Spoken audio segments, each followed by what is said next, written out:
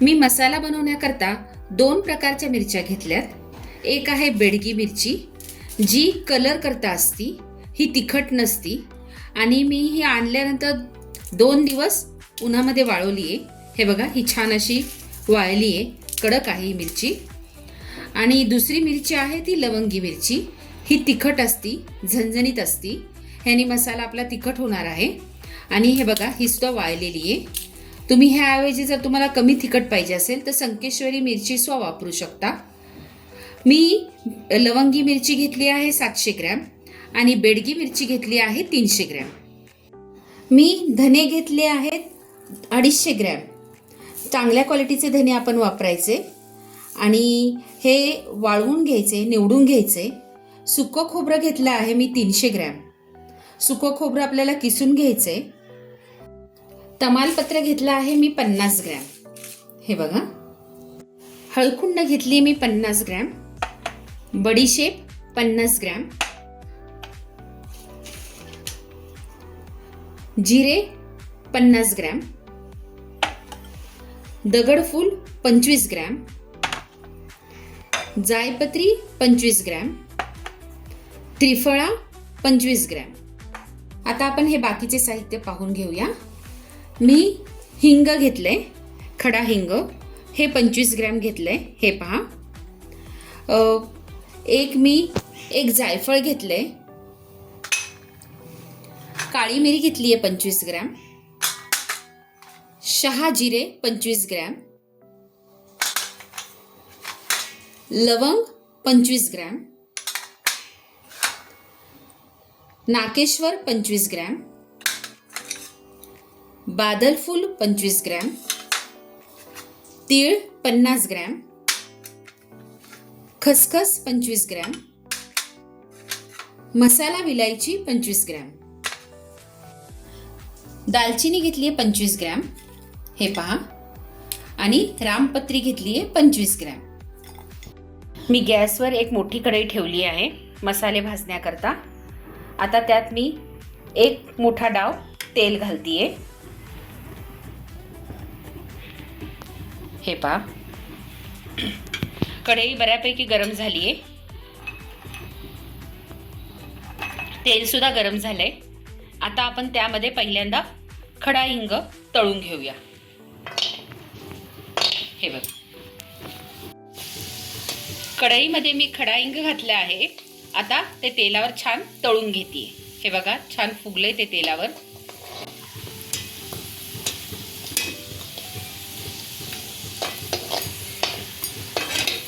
आता मी हे काढून घेते।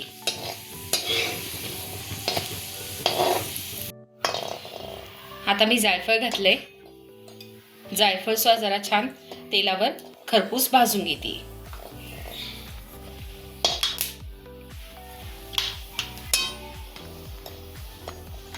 जास्त वेळ भाजायचं नाही आपल्याला। हे बघा, जायफळ सुद्धा छान भाजून घेतले मी। आता मी हळकुंड घालतीये। हे सगळं आपल्याला मोठ्या गॅसवरच तळून घ्यायचंय तेलामध्ये। जास्त स्वतःला भाजायचं नाही आपल्या तेलामध्ये।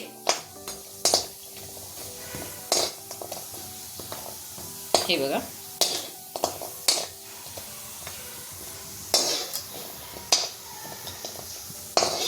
सतत हलवत राहायचे आपल्याला। आता मी हळकुंड काढून घेते। आता मी मसाला विलायची घालतीये। हे बघा, लगेच ती छान फुगली। हे अशा पद्धतीने फुगली की आपण ती काढून घ्यायची। 1 चमचा मी तेल घातलं होतं, त्याला तेलामध्ये हे मी सगळे। आता मी बादलफूल घालतीये। आपल्याला सगळेच मसाले तेलामध्ये नाही परतून घ्यायचे, काही मसाले कोरडे परतायचे।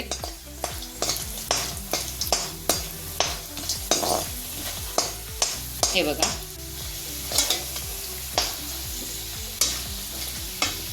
बादलफूल लगेच छान फुगलं बघा। हे बघा, बादल फुल लगेच छान फुगलंय. आता मी ते काढून घेते.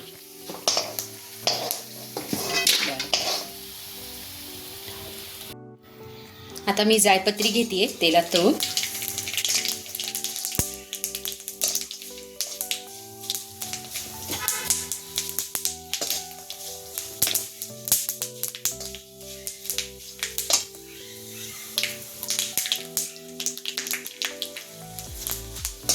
हे बघा, ती लगेच फुगली छान. तेल गरम असलं की मसाले भाजायला वेळ लागत नाही, लगेच मसाले भाजले जातात. आणि मसाले छान भाजले गेले की आपला मसाला सुद्धा जास्त दिवस टिकतो. आता मी रामपत्री घालतीये.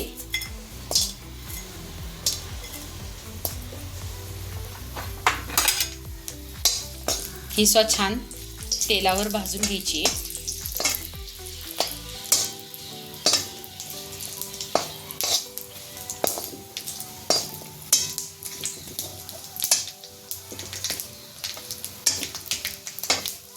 मसाले जास्त वेळ भाजायचे नाहीयेत आपल्याला.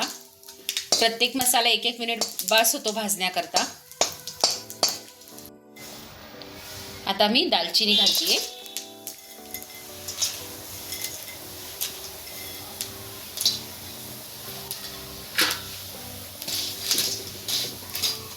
दालचिनी भाजून घ्यायची आपण.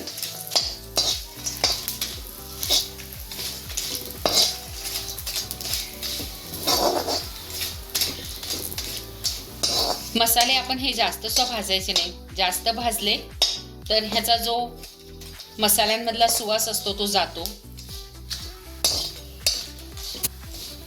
दालचिनी आता काढून घेते.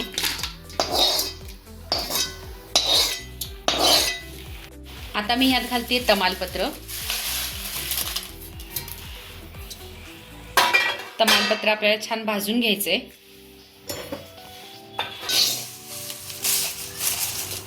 तमालपत्र थोडं बारीक गॅसवरच भाजायचं आपल्याला, नाहीतर ते करपेल.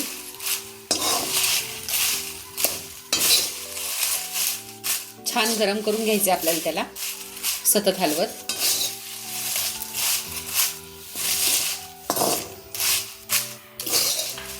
माझी कढई मोठी आहे त्यामुळे मी त्याचे तुकडे केले नाहीयेत. तुम्हाला पाहिजे तर तुम्ही त्याचे तुकडे करू शकता. आता मी तमालपत्र काढून घेते.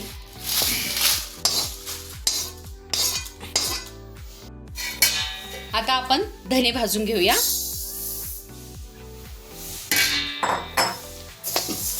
धने मध्यम गॅसवर आपल्याला भाजून घ्यायचे. हे जे मी मसाला हा जो बनवतीये हा माझा पूर्वीपासून मी बनवत आलेला मसाला आहे. ह्या मसाल्यामध्ये मी कांदा लसूण वापरत नाही, त्यामुळं नैवेद्याच्या भाज्यांना सुद्धा हा मसाला वापरला जातो.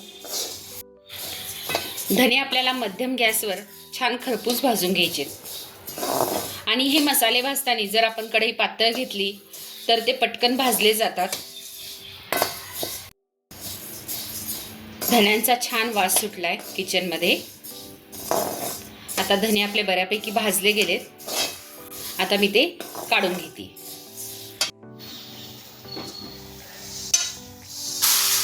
मी घमेल्यात धने काढून घेते. हे सगळे मसाले मी मोठ्या घमेल्यात एका काढून घेते भाजल्यावर. आता आपण जिरं भाजूया. प्रत्येक मसाल्याला त्याच्या वेळेप्रमाणे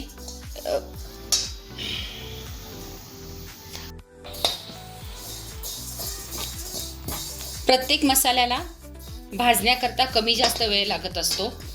काही मसाले एकदम पटकन भाजले जातात तर काही मसाल्यांना वेळ लागतो. आता हे जिरे लगेच भाजून झाले बघा. मी ते आता काढून घेतेय.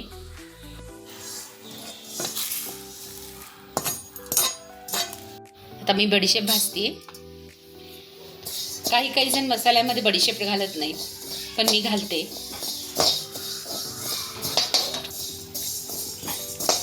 कढई गरम असल्या कारणाने बडीशेप छान खरपूस भाजली गेली आहे. हे बघा, छान कलर तिचा चेंज झालाय. वास छान येतोय बडीशेपचा. आता मी काढून घेतेय बडीशेप. आता आता आपण शहाजिरं भाजूया.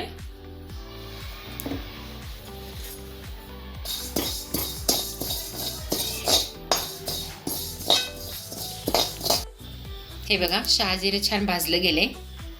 हे नेहमीच्या जिऱ्यापेक्षा थोडं बारीक असतं.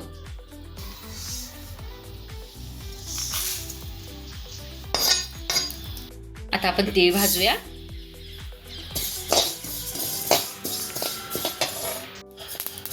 हे बघा, तीळ छान भाजून झालेत. लगेच आवाज येतो त्यांचा.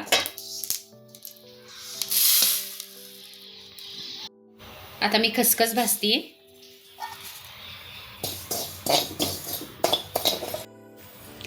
आता मी नाकेश्वर भाजून घेतेय.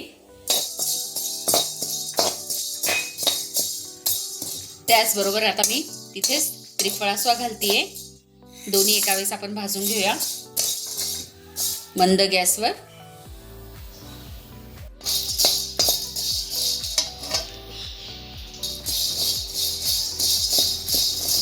आपल्याला हे छान भाजून घ्यायचंय. सतत हलवत राहायचं, पसरवायचं हे सगळे मसाले, म्हणजे खालून छान भाजले जातात ते. हे दोन्ही मसाले छान भाजून झालेत. आता मी हे काढून घेतेय.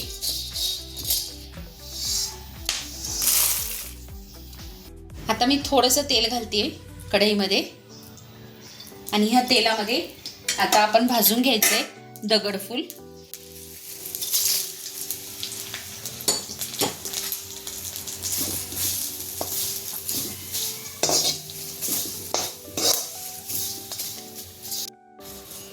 हे बघा, तेल टाकल्यामुळे ते छान फुलून आले.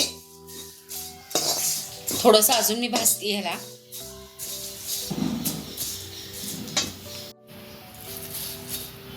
आता मी हे काढून घेते बघा.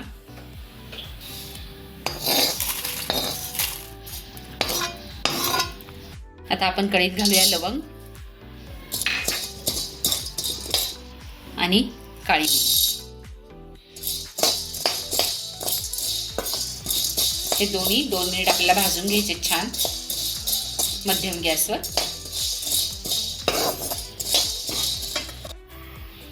हे बघा, छान वास सुटलाय लवंग आणि काळी मिरीचा. भाजली स्वा गेली. आता मी ही काढून घेते.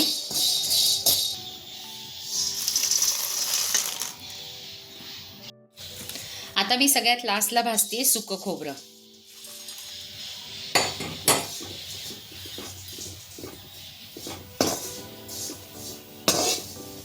थोडं मध्यम गॅसवर आपल्याला भाजून घ्यायचंय. थोडंसं ब्राऊन करून घ्यायचंय. जास्त आपल्याला भाजायचं नाहीये.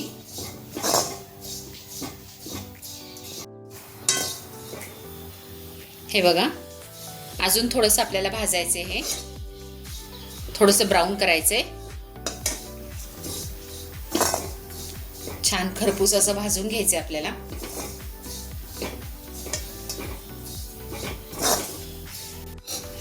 छान खोबरं भाजलं गेले.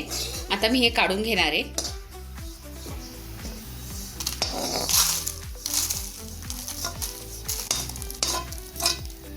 आता मी सगळे मसाले भाजून झालेत. आता मी त्यामध्ये मिरची भाजतीये. मिरची मी तेल न घालताच भाजणार आहे. ही थोडंसं तेल घालून तुम्ही भाजू शकता. ही मिरची जास्त भाजायची गरज नाहीये. आणि मिरची भाजताना आपण चेहऱ्याला रुमाल बांधायचा, नाकाला पूर्ण आपल्या, आणि मग ती भाजायला घ्यायची. खिडक्या दारं वगैरे उघडी ठेवायची, नाहीतर तो ठसका पूर्ण आपल्या नाकात शिरतो. एवढी काळजी आपण मिरची भाजताना घ्यायची. 1-2 मिनिटच मिरची भाजून घ्यायची. कढई गरम आहे तशी ही. आता मी ही मिरची काढून घेणार आहे. हे अशा पद्धतीने मी सगळी मिरची भाजून घेतली आहे. मी पूर्ण व्हिडिओ तुम्हाला मिरची भाजतानाचा नाही दाखवला, कारण की मिरची भाजताना बोलणं सुद्धा होत नाही आपल्याला, ठसका लागतो. आणि आता हे सगळे मसाले, मिरची आणि मी भाजलेले मसाले हे डंकमधून कुटून आणणार आहे. हे पहा, आता ह्याबरोबर आपल्याला मीठ सुद्धा लागतं. खडे मीठ सुद्धा बरोबर घ्यायचं, किंवा तिथं ते सुद्धा देतात आपल्याला खडे मीठ.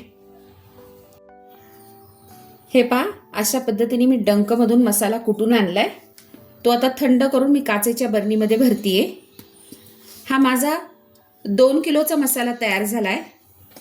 1 किलो मिरची, वरती खोबरं, सगळे मसाले आणि धने धरून.